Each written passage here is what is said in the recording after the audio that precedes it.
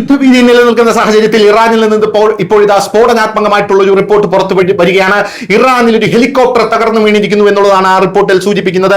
യുദ്ധഭീതിക്കെതിരെ സൈനിക ഹെലികോപ്റ്ററാണ് ഇറാനിൽ തകർന്നു വീണിരിക്കുന്നത്. 4 പേർ മരിച്ചു എന്നുള്ള റിപ്പോർട്ടുകൾ പുറത്തു വന്നിരിക്കുന്നു. ആണവ നിലയത്തിന് സമീപമാണ് അവശിഷ്ടങ്ങൾ കണ്ടെത്തിയത് എന്നുള്ള റിപ്പോർട്ടുകളാണ് ലഭിക്കുന്നത്. ഇറാനിൽ നടന്നുകൊണ്ടിരിക്കുന്ന യുദ്ധത്തിനിടയിൽ ഇസ്ഫഹാൻ പ്രവിശ്യയിൽ ഒരു സൈനിക ഹെലികോപ്റ്ററാണ് തകർന്നു വീണിരിക്കുന്നത്. ഈ സൈനിക ഹെലികോപ്റ്റർ ഒരു പഴങ്ങളുടെ മൊത്ത വ്യാപാര മാർക്കറ്റിലാണ് തകർന്നു വീണത്. ഇതുവരെ ഈ അപകടത്തിൽ 4 പേർ മരിച്ചതായ റിപ്പോർട്ടുകളുണ്ട്. ഹെലികോപ്റ്റർ തകർന്നതിനു ശേഷം ഇറാന്റെ ആണവ നിലയം സ്ഥിതി ചെയ്യുന്ന ഇസ്ഫഹാൻ പ്രവിശ്യയിൽ ഹെലികോപ്റ്ററിന്റെ അവശിഷ്ടങ്ങൾ അവിടെ നിന്നും കണ്ടെടുക്കുന്ന സാഹചര്യമാണ് ഉണ്ടായത്.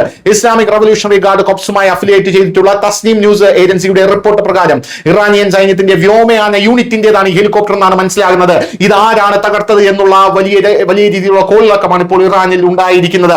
ഇസ്രായേലിന്റെ ചാരന്മാരാണോ ഇത് തകർത്തിരിക്കുന്നത്? ഇറാനകത്ത് മുഴുവൻ ഇസ്രായേൽ ചാരന്മാരാണ് നമുക്കറിയാം. അല്ലെങ്കിൽ ഇതിൽ അമേരിക്കയുടെ ഇടപെടലുണ്ടോ എന്നുള്ള ചോദ്യങ്ങളാണ് ഉയർന്നു വരുന്നത്. എന്നാൽ ഇപ്പോൾ നിലവിൽ ഇസ്ഫഹാൻ പ്രവിശ്യയിലെ ഖൊമേനി ഷഹർ കൗണ്ടിയിലെ ഡോർച്ചെ നഗരത്തിലെ ഒരു പഴം പച്ചക്കറി മാർക്കറ്റ് ഏരിയയിൽ തകർന്നു വീണിരിക്കുന്നു. പ്രാഥമിക അന്വേഷണങ്ങൾ പ്രകാരം അപകടത്തിന്റെ പ്രധാന കാരണം സാങ്കേതിക തകരാറാണ് എന്നാണ് നിലവിൽ പറഞ്ഞിരിക്കുന്നത് ഇറാൻ. പക്ഷേ ഇറാൻ ഇതിൽ ശക്തമായിട്ടുള്ള അന്വേഷണം പ്രഖ്യാപിച്ചിരിക്കുകയാണ്. പൈലറ്റിനും സഹ പൈലറ്റിനും പുറമെ 2 മാർക്കറ്റ് വ്യാപാരികളും സംഭവത്തിൽ മരിച്ചു എന്ന റിപ്പോർട്ടുകൾ പുറത്തു വന്നിരിക്കുന്നു.